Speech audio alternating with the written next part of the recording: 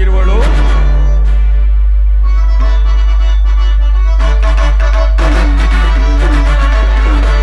ಶೋಕವೇಕೆ ಬಿಡು ಚಿಂತೆ ಮನದಿ, ಬಿಡು ಚಿಂತೆ ಮನದಿ, ಪುರಾತ್ಮರವರನ್ನು ಒರೆಸುವೆ ನಾ ಪ್ರಣತಿ.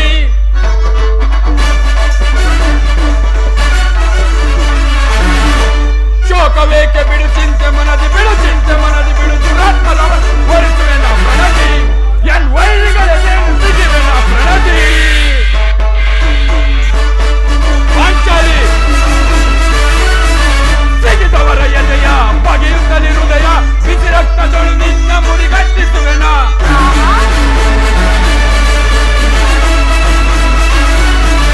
ಸಿಗಿದವರ ಹೃದಯ ಬಗೆಯುತ್ತಲಿ ಹೃದಯ, ಬಿಸಿ ರಕ್ತದೊಳು ನಿನ್ನ ಮುಡಿಗಟ್ಟಿಸುವೆನ.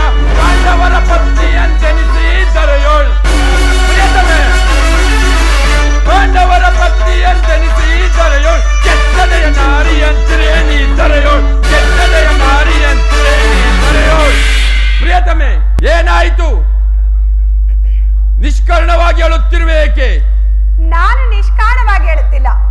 ಈ ದ್ರೌಪದಿಗೆ ಒಂದಿಲ್ಲ 10 ಕಾರಣಗಳಿರುವುದು.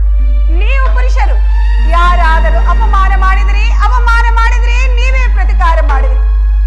ಆದರೆ ಸ್ತ್ರೀಯರ ವಿಚಾರ ಹಾಗಲ್ಲ. ಅನ್ನ ವಸ್ತ್ರಗಳಿಗಾಗಿ ಅವಳು ಪರರನ್ನು ಆಶ್ರಯಿಸಬೇಕು. ಅವಳ ಆತ್ಮಗೌರವವನ್ನು ರಕ್ಷಿಸಿಕೊಳ್ಳಲು ಅವಳಿಗೆ ಅನ್ಯರ ಅಗತ್ಯ ಬೇಕೇ ಬೇಕು. ಹೇ ಪರಮಾತ್ಮ, ನಿಮಗಾಗಿ ಅಲೆದು ವನವಾಸ ಕಳೆದು ಪರನೆಂದು ಸಹಿಸಲಾರೆ.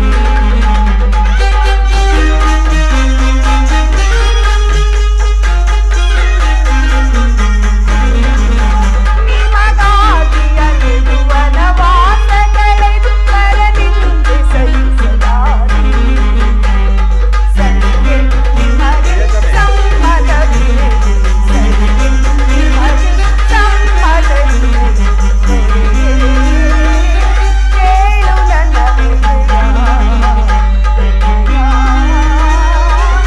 ಕಾಳೆ ಈ ವಿಜಯ,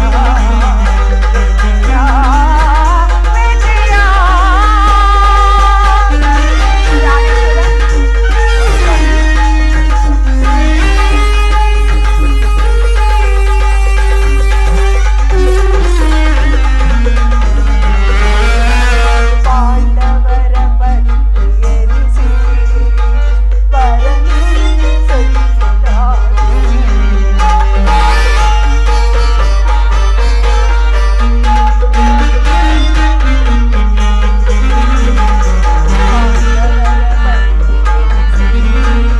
ಬಾರಿ ಬಾವಳ ಸಹಿಸಲಾರೆ. ಈ ಶೂರತನವು ಏಕೆ ಬರಿದಾಸೆಗೆಲ್ಲ ಬದುಕು. ಈ ಶೂರತನವು ಏಕೆ ಬರಿದಾಸೆಗೆಲ್ಲ ಬದುಕು. ಸರಿಗೆ ನಿಮಗೆ ಸಮ್ಮತವಿದೆ, ಸರಿಗೆ ನಿಮಗೆ ಸಮ್ಮತವಿದೆ. ಕೇಳು ನನ್ನ ಕಥೆಯ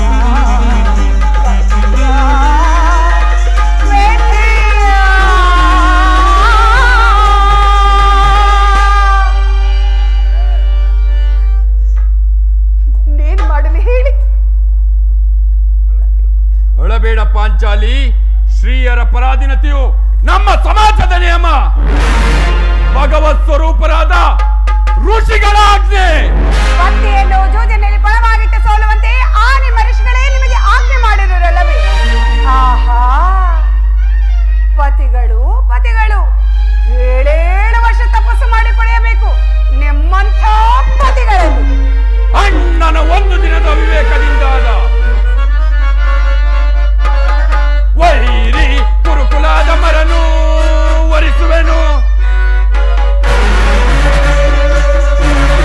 ವೈರಿ ಕುರುಕುಲಾದ ಮರನು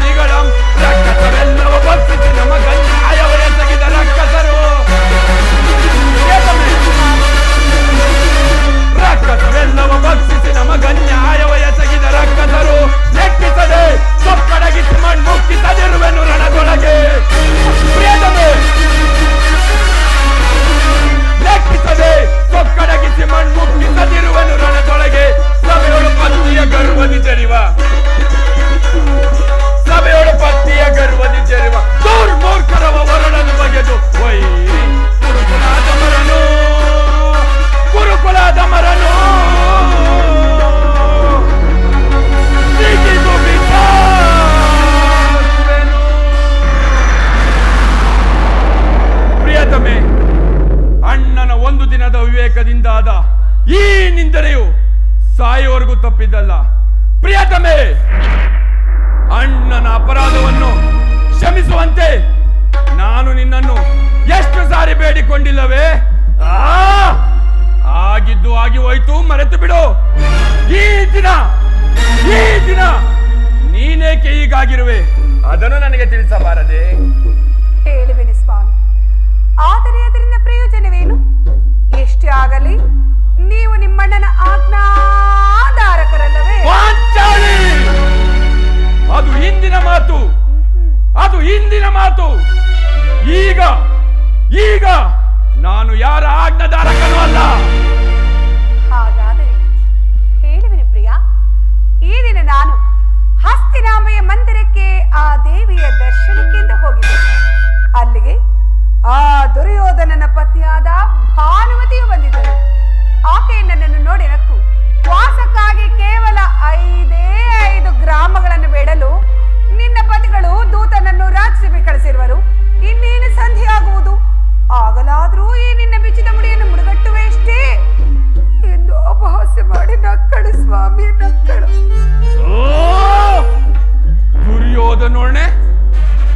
ದುರ್ಯೋಧನೋರ್ಣೆ ಪುನಃ ಸಂಧಿಗೆ ಪ್ರಯತ್ನ. ಹಾಗಾದರೆ ನನ್ನ ಸಂದೇಹವು ನಿಶ್ಚಯವಾಯಿತು. ಯಾರು ಪ್ರಿಯ ರಾಯಭಾರಕ್ಕೆ ಹೋಗಿರುವವರು? ಮತ್ತಿನ್ಯಾರು ಸ್ವಾಮಿ, ನಮ್ಮಣ್ಣನಾದ ಶ್ರೀಕೃಷ್ಣ ಪರಮಾತ್ಮರು. ಶ್ರೀಕೃಷ್ಣ ಪರಮಾತ್ಮ ಗೋಪಾಲಂಗನೆಯರ ವಿಲಾಸ ವಿಜೃಂಭಣೆಯಲ್ಲಿ ಮಗ್ನನಾದ ಆ ಯದುಪತಿ ಯುದ್ಧವನ್ನು ಮರೆಯುವುದು ಸಹಜ. ಅರ್ಜುನನು ದ್ವಾರಕೆಯಿಂದ ಹಿಂದಿರುಗಿದಾಗಲೇ ಹೀಗಾಗಬಹುದೆಂದು ತಿಳಿದಿದ್ದೆ. ಪಾಂಚಾಲಿ, ಭಾನುಮತಿಗೆ ಏನೆಂದು ಉತ್ತರ ಕೊಟ್ಟೆ? ಅಯ್ಯೋ, ನಾನು ಸುಮ್ಮನೆ ಬರುವಳೆ ಸ್ವಾಮಿ. ಎಷ್ಟೇ ಆಗಲಿ ನಿಮ್ಮ ಮುತ್ತಿನ ಮಡದಿಯಲ್ಲವೇ? ಆಕೆಯ ಪ್ರಶ್ನೆಗೆ ಸರಿಯಾದ ಉತ್ತರವನ್ನೇ ಕೊಟ್ಟು ಏನೆಂದು? ಭಾನುಮತಿ, ನಿನ್ನ ಕಟ್ಟಿದ ಮುಡಿಯನ್ನು ಬೆಚ್ಚುವವರೆಗೂ ನನ್ನೇ ಬಿಚ್ಚಿದ ಮುಡಿಯನ್ನು ಕಟ್ಟುವುದಿಲ್ಲವೇ ಭಾನುಮತಿ? ಬಾಪು ಪಾಂಚಾಲಿ, ಬಾಪು, ನೀನು ನಮ್ಮ ಸಂಗಡ ಕದನವಾಡುವುದರಲ್ಲೇ ನಿನ್ನ ಚತುರತೆಯನ್ನು ಮುಗಿಸಿದೆ ಎಂದು ತಿಳಿದಿದ್ದೆ. ಬಾಪು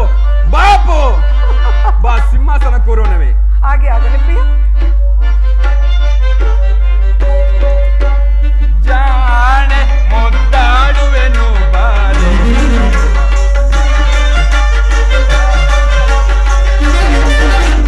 ಜಾಣೆ ಮುದ್ದಾಡುವೆನು ಬಾರೆ, ಭೀಮನ ಪ್ರೇಮದ ಪ್ರೇಯಸಿ ನೀನು, ಭೀಮನ ಪ್ರೇಮದ ಪ್ರೇಯಸಿ ನೀನು, ಜಾಣೆ ಮುದ್ದಾಡುವೆನು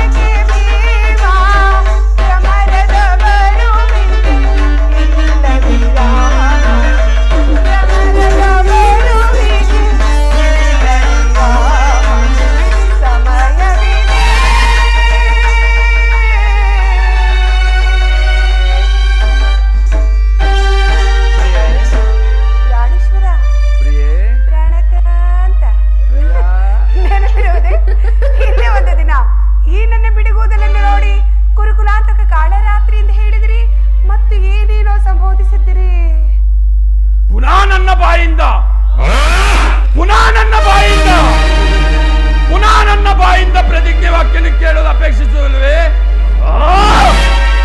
ಮಾಡಿದ ಪ್ರತಿಜ್ಞೆಯನ್ನು ಮರೆಯುವಂತ ಏಡಿಯಲ್ಲ ನಾನು ಪ್ರಿಯೆ.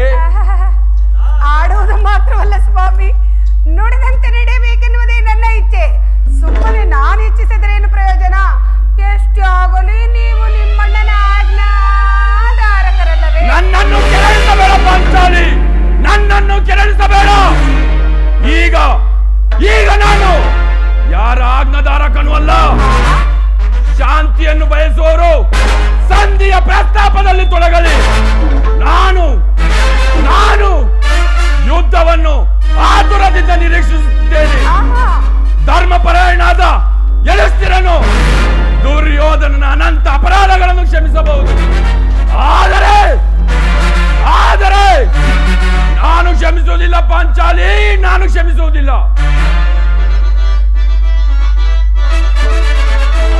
ದುರುಳ ಕೌರವರನ್ನು ಮರಣಗೊಳಿಸದೆ ರಣದೊಳಿರಲು ಬಿಡುವೆನೆ.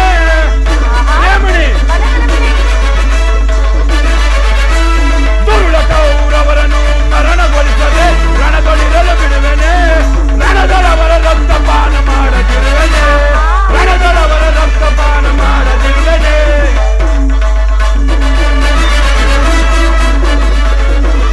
ಪತ್ತಿಯ ಮುಡಿ ಮುಟ್ಟಿದವನ ಮೆಟ್ಟಿಕೊಳ್ಳುವೆ, ಪಾದದ ಮೆಟ್ಟಿಕೊಳ್ಳುವೆ.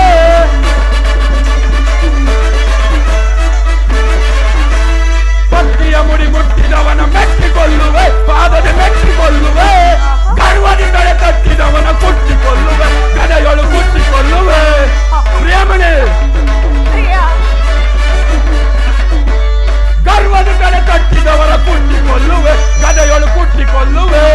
ದುರುಳ ಕೌರವರನ್ನು ಮರಣಗೊಳಿಸದೆ ರಣದೊಳಿರಲು ಬಿಡುವೆನೆ. ರಣದೊಳವರ ರಕ್ತಪಾತ ಮಾಡಬಿಡುವೆನೆ. ರಣದೊಳವರ ರಕ್ತಪಾನ ಮಾಡದಿರುವೆನೆ.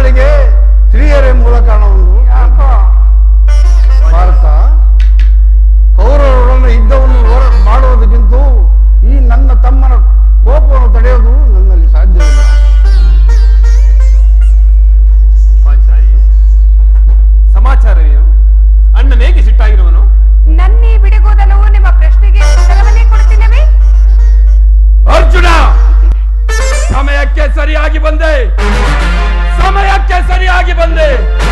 ನನಗೆ ಯಾರಲ್ಲಿಯೂ ಕೋಪವಿಲ್ಲ. ಅರ್ಜುನನ ಸಮ್ಮುಖದಿಂದ ನಿಮಗೊಂದು ಮಾತನ್ನು ಹೇಳಬೇಕೆಂದಿರುವನು. ನಿಮ್ಮಿಬ್ಬರ ಸಮ್ಮುಖದಲ್ಲೇ ಈಗಲೇ ಹೇಳಿಬಿಡುವೆನು. ಈ ಸಂಧಿಯ ಸುದ್ದಿಯು ನಿಮಗೆ ಉಚಿತವಾಗಿ ಕಾಣಬಹುದು. ಅರ್ಜುನನು ಅನುಮೋದಿಸಬಹುದು, ನಕುಲ ಸಹದೇವರು ಸುಮ್ಮನಿರಬಹುದು. ಆದರೆ ಈ ದಾಸ್ಯ ವೃತ್ತಿಯನ್ನು ನಾನು ಪಾಂಡವರ ಕಳಂಕ ಎಂದೇ ಭಾವಿಸುತ್ತೇನೆ. ಕಂಡವರ ಮನೆಯ ಬಾಗಿಲಲ್ಲಿ ಸಂಜೆ ಆಚರಣೆ ಮಾಡಲು ಪಾಂಡುರಾಜೇಂದ್ರ ನಮ್ಮನ್ನು ಪುತ್ರನಾಗಿ ಪಡೆಯಲಿಲ್ಲ. ಈ ಅಪಮಾನವು ನಿಮಗೆ ಶ್ರೇಯವಾಗಬಹುದು. ಆದರೆ ಇನ್ನೊಂದು ಗಳಿಗೆಯೂ ನಾನಿದನ್ನು ಸಹಿಸಲಾರೆ. ಯುದ್ಧಕ್ಕಾಗಿ ನಿನ್ನ ಅನುಮತಿಯನ್ನಾಗಲಿ ಅರ್ಜುನನ ಸಹಾಯವನ್ನಾಗಲಿ ಇನ್ನು ನಾನು ಅಪೇಕ್ಷಿಸುವುದಿಲ್ಲ. ನಾನು ಮತ್ತು ನನ್ನ ಗದೆ ಇವೆರಡೇ ಕುರುಕುಲವನ್ನು ಸಮೂಲವಾಗಿ ನಾಶಪಡಿಸಬಲ್ಲದು. ನೀವು ನಿಶ್ಚಿಂತರಾಗಿ ಸಂಧಿಯ ಪ್ರಸ್ತಾಪವನ್ನು ಮಾಡುತ್ತೀರಿ. ನಾನು ನನ್ನ ಪ್ರತಿಜ್ಞೆಯಂತೆ ನಡೆಯುವೆನು. ನಿಲ್ಲು ಭೀಮ್ ಸೋದರ, ನಿಲ್ಲು. ನಿನ್ನ ಕೋಪವನ್ನು ತಡೆಸಕ್ಕಿ ನನ್ನಲ್ಲಿಲ್ಲ.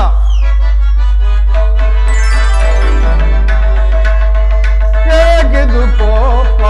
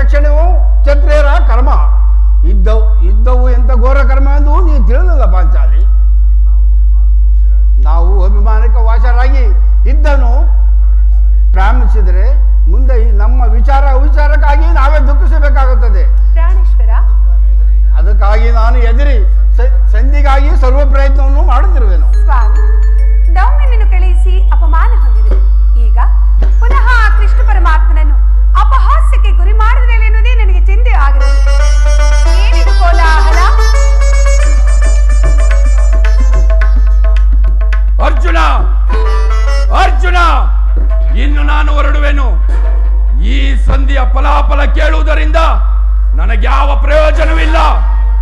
ನಿಮ್ಮ ಪೌರುಷ ವರ್ತನೆಯ ಪುರಸ್ಕಾರ ನಿಮಗೇ ಇರಲಿ. ನನ್ನ ಪ್ರತಿಜ್ಞೆಯಂತೆ ನಡೆಯುವ ಸ್ವಾತಂತ್ರ್ಯ ಮಾತ್ರ ನನಗಿರಲಿ. ಪ್ರಾಣೇಶ್ವರ, ಸ್ವಲ್ಪ ನಿಧಾನಿಸಿ. ಅದು ನೋಡಿ, ಯದುಪತಿಯು ನಗುತ್ತಾ ಬರುತ್ತಿರುವರು. ಅವರಿಂದ ರಾಜ್ಯಸಭೆಯ ಸಮಾಚಾರವನ್ನು ತಿಳಿದು ಬಳಿಕ ತಮ್ಮ ಇಷ್ಟದಂತೆ ಮಾಡಿ.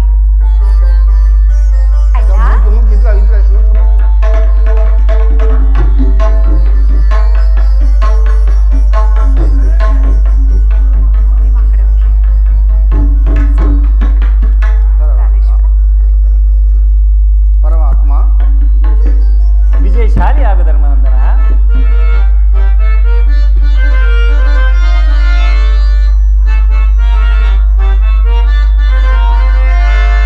ಬರೆಯೋ ಮುರುಳಿಧರ ಸಹೋದರಿ, ಬರೆಯೋ ಮುರುಳಿಧರ ಮುರುಳಿ ಮೋಹನನೇ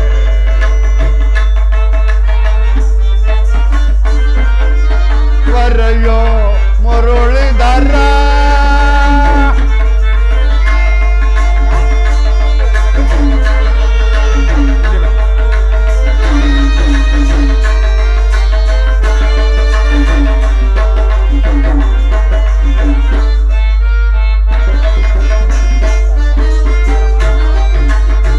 ದರೆಯೋ ಬಂದ ಶಿವಾಜಿರುವೆ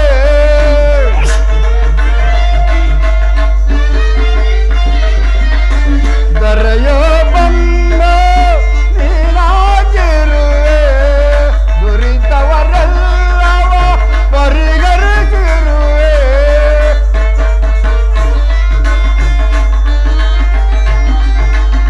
ದುರಿತವರೆಲ್ಲ ಪರಿಗರಿಸಿರುವೆ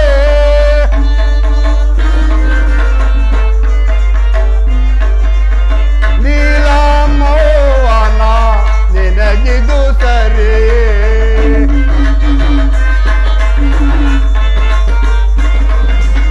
ನೀಲಮಯನೆ ನಿನಗೆದು ಸರಿ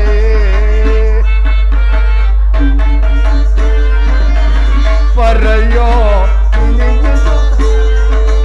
ಮರೆಯೋ ಮುರುಳಿಧರ ದುರಿತವರ ಮುರುಳಿ ಮೋಹನನೇ ದರೆಯೋ ಮುರುಳಿ ಮೋಹನನೇ ಬರೆಯೋ ಮುರುಳಿಧರ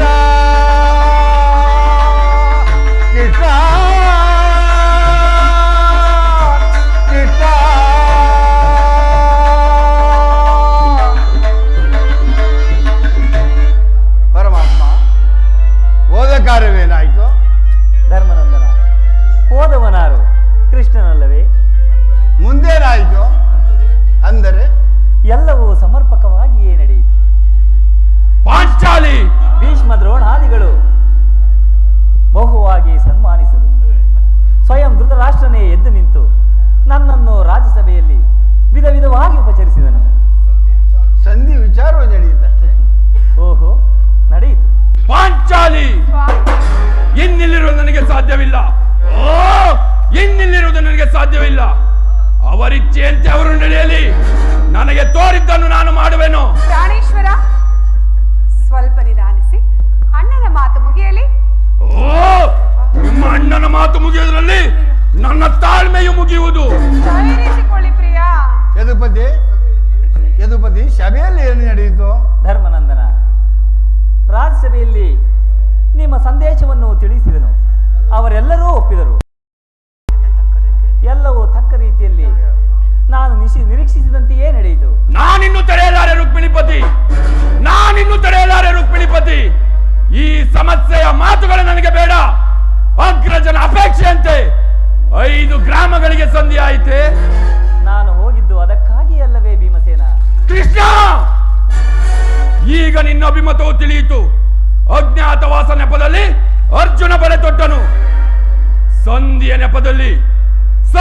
ನೆಪದಲ್ಲಿ ನಮಗೆಲ್ಲರಿಗೂ ಬಳೆ ತೊಡಿಸಲು ಅವಹೇಳಿಸುತ್ತಿರುವೆಯಾ ಯಾದವಾಗ್ರಣಿ? ಪಾಂಡುಪುತ್ರರ ಮೇಲೆ ಇಷ್ಟೊಂದು ಕೋಪ ಬೇಕೆ? ಭೀಮಸೇನ, ನಿನಗಿಷ್ಟೊಂದು ಅಸಹನೆ ಏಕೆ? ನೀನು ನನ್ನ ಸ್ವಲ್ಪ ಸಾವಧಾನವನ್ನು ತಂದುಕೊಂಡು ನನ್ನ ಮಾತುಗಳನ್ನು ಪೂರ್ಣವಾಗಿ ಕೇಳು. ಇದು ನಿನಗೆ ಹೆಚ್ಚಿಗೆ ಸಂಬಂಧಪಟ್ಟ ವಿಷಯವೆಂದು ನಾನು ಹೇಳಲಿಲ್ಲವೇ? ಈ ಸ್ವಾಭಿಮಾನ್ಯ ಶೂನ್ಯವಾದ ಸಂಧಾನದೊಡನೆ ಈ ಕಂಡ ಭೀಮನಿಗೇನು ಸಂಬಂಧ ಇರುವುದು?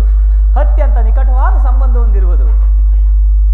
ಪರಮಾತ್ಮ ಮುಂದೇನಾಯಿತು? ರಾಜ್ಯಸಭೆಯಲ್ಲಿ ನಿಮ್ಮ ಸಂದೇಶವನ್ನು ತಿಳಿಸಿದನು. ಅವರೆಲ್ಲರೂ ಒಪ್ಪಿದರು. ಯಾರು ಒಪ್ಪಿದರು? ಅವರೇ ಭೀಷ್ಮ, ದ್ರೋಣ, ಧೃತರಾಷ್ಟ್ರ ಮುಂತಾದವರು. ಆ ದುರ್ಯೋಧನ, ಓಹೋ, ಅವನು ಇನ್ನು ನನಗಿಲ್ಲಿ ಕೆಲಸವಿಲ್ಲ. ಈ ದುರ್ವಾರ್ತೆಯನ್ನು ಕೇಳಬೇಕೆಂದು ನಿನ್ನ ಇಚ್ಛೆ ಆಯಿತು. ಚೆನ್ನಾಗಿ ಸಾಧಿಸಿದೆ ಸಹೋದರರೇ. ನಿಮ್ಮ ಅಪೌರುಷದ ಫಲವನ್ನು ನೀವೇ ಭಜಿಸಿರಿ. ಈ ಭೀಮನು ಅದರಲ್ಲಿ ಯಾವ ಭಾಗವನ್ನು ಅಪೇಕ್ಷಿಸುವುದಿಲ್ಲ. ಯಾಜ್ಞಸೇನಿ, ನೀನು ನಿರಾಶರಾಗಬೇಡ. ಈ ಭೀಮನು ಬದುಕಿದ್ದರೆ ನಿನ್ನ ಸೇಡನ್ನು ತೀರಿಸುವೆನು. ಭೀಮಸೇನ, ನಿಲ್ಲಯ್ಯ. ನೀನು ನಿಜವಾಗಿಯೂ ಹಿಡಿಂಬ ಪತಿಯೇ ಸರಿ. ನಿನಗಿಷ್ಟೊಂದು ಕೋಪವಿಲ್ಲದಿದ್ದರೆ ಆ ರಕ್ಕಸಿಯನ್ನು ಆಳಲು ಹೇಗೆ ತಾನೇ ಸಾಧ್ಯ? ಕೃಷ್ಣ! ಭೀಮಸೇನ, ನೀನು ಸ್ವಲ್ಪ ಸಾವಧಾನವನ್ನು ತಂದುಕೊಂಡು ನನ್ನ ಮಾತುಗಳನ್ನು ಪೂರ್ಣವಾಗಿ ಕೇಳು.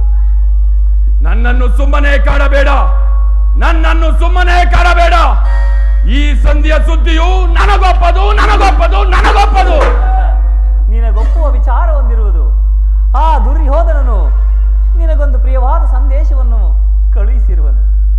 ದುರ್ಯೋಧನ ಸಂದೇಶ? ನನ್ನ ಕುಲವೈರಿ ದುರ್ಯೋಧನನ ಸಂದೇಶ.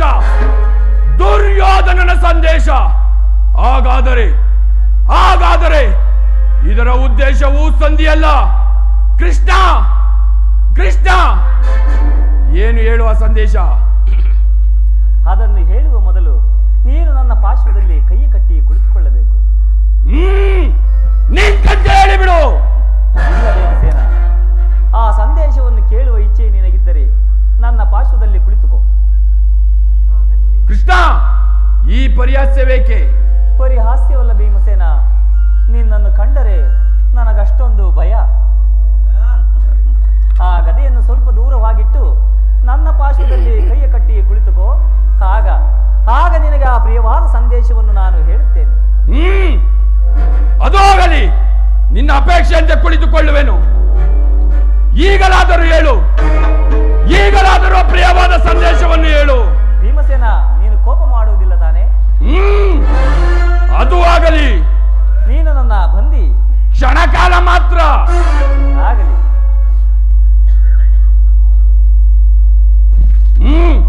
ಆ ಸಂದೇಶವನ್ನು ಕೇಳುವ ಇಚ್ಛೆ ಇದ್ದರೆ ಅರ್ಜುನ, ಕ್ಷಣಕಾಲ ಈಗ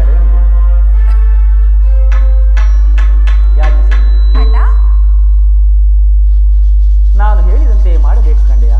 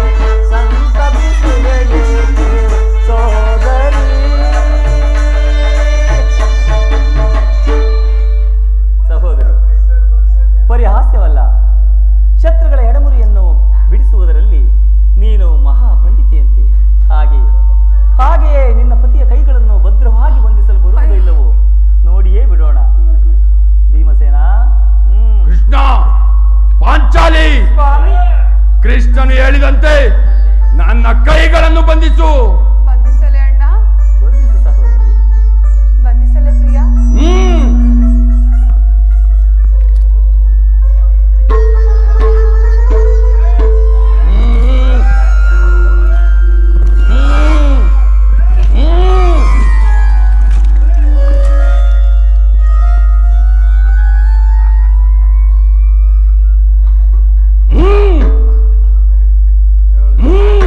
ಭೀಮಸೇನ,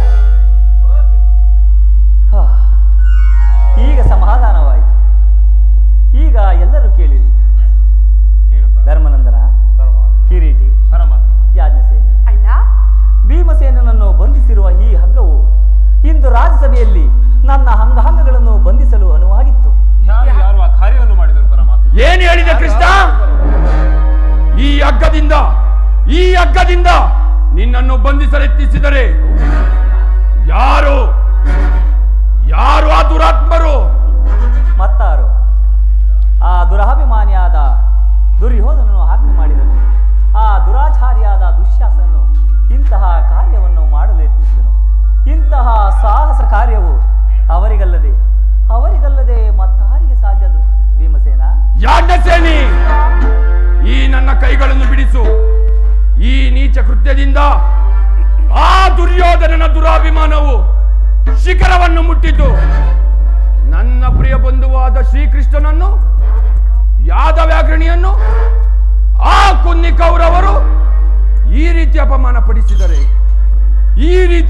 ಪಡಿಸಿದರೆ ಅಗ್ರಜ ಧನಂಜಯ, ಇದಕ್ಕೆ ನಿಮ್ಮ ಉತ್ತರವೇನು? ಅಷ್ಟು ಮಾತ್ರವಲ್ಲ, ಸೀನಿಗೆ ಹೋಗ್ಬೇಕು. ದುರ್ಯೋಧನನು ನಿಮ್ಮ ಸಂಧಾನಕ್ಕೆ ಕೊಟ್ಟ ಉತ್ತರವನ್ನು ಕೇಳಿ. ಅವನು ದುರ್ಯೋಧನ ನಿಮಗೆ 5 ಮಾರು ಭೂಮಿಯನ್ನು ಕೊಡಲು ಸಹ ಒಪ್ಪಲಿಲ್ಲ.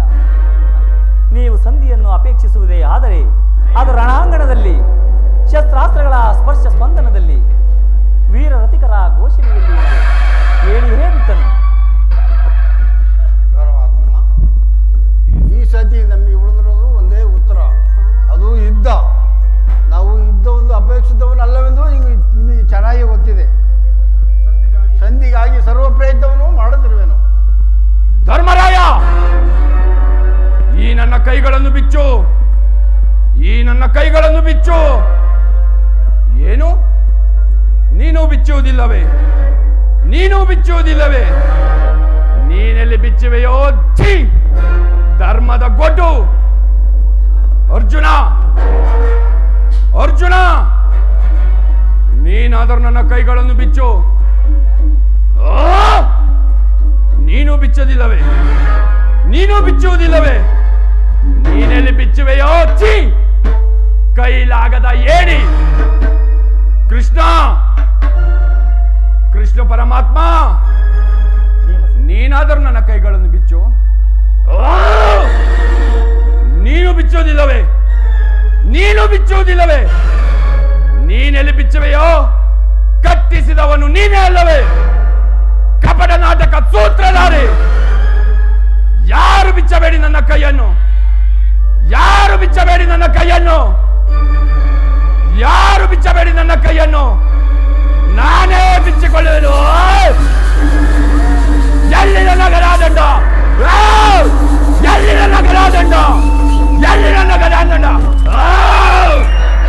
ಈಗ ಕೇಳಿ.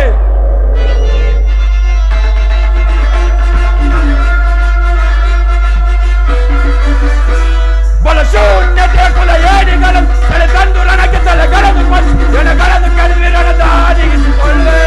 ಬಲಶೂನ್ಯತೆ ಕುಲ ಏಡಿಗಳು ತಂದು ರಣಕ್ಕೆ ತಲೆಗಳನ್ನು ಎಣಗಳನ್ನು ಕೆಡವಿ ರಣದ ಹಾದಿಗಿಸಿಕೊಳ್ಳೆ. ಪರಮಾತ್ಮ,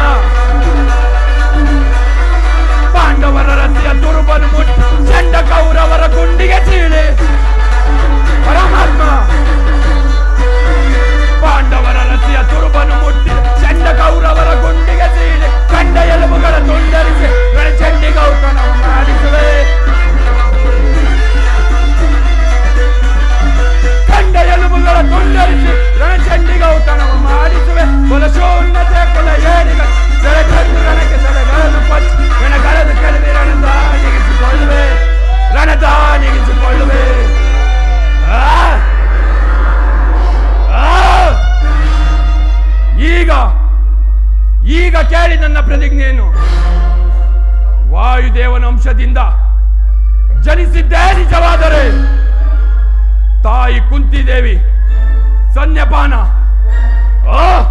ಮಾಡಿದ್ದೇ ಸತ್ಯವಾದರೆ ನಾಳಿನ ಯುದ್ಧದಲ್ಲಿ ಆ 99 ಮಂದಿ ಕೌರವರನ್ನು ಸಮೂಲವಾಗಿ ನಾಶ ಮಾಡಿ ಆ ದುರುಳ ದುಶಾಸನರ ವಕ್ಷಸ್ಥಳವನ್ನು ಬಗೆದು ಅವರ ಗುಂಡಿಗೆ ಬಿಸಿ ರಕ್ತದಿಂದ ಪಾಂಚಾಲಿ ಬಿರುಮುಡಿಯನ್ನು ಕಟ್ಟಿಸುವೆನು. ನಂತರ ಈ ನನ್ನ ಗದಾದಂಡದಿಂದ ದುರ್ಯೋಧನ ತೊಡೆಯನ್ನು ಮುರಿದು ಅವನ ರಾಜ ಕಿರೀಟವನ್ನು ಈ ನನ್ನ ಎಡಗಾಲಿನಿಂದ